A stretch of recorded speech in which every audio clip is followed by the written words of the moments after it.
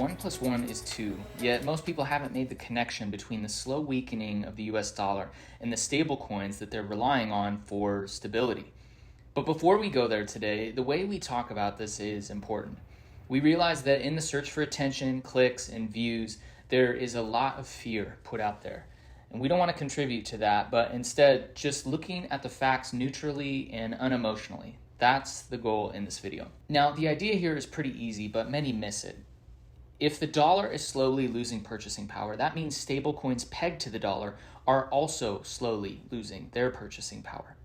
Compared to the 1.2 billion people globally who are experiencing hyperinflation, that might not sound so bad. But if you're holding USD stables to de-risk and or to preserve purchasing power, and that isn't happening, and there's a better alternative, it's important to be in touch with that reality.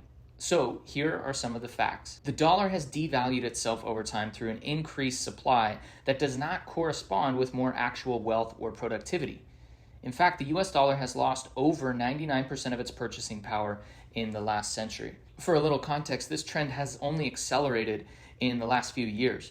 Post-COVID, US banks can issue/print new money as debt without limit since reserve requirements have moved to zero.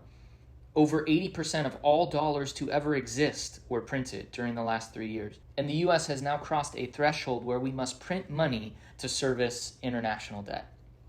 So as a result of all this data, the world is responding and slowly moving toward the door and de-risking from USD by holding a little bit less, exploring trade and other alternative currencies. This isn't a mass exodus, but a noteworthy shift in sentiment.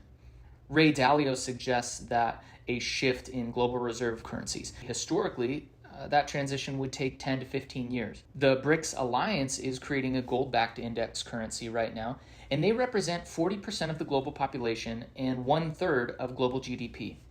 So we're not here to say this is the death of the dollar, but it's also not a shoulder shrug. This isn't a run for the hills or buy a bunker and go live in it moment, but here's a realistic portrayal of the scenario.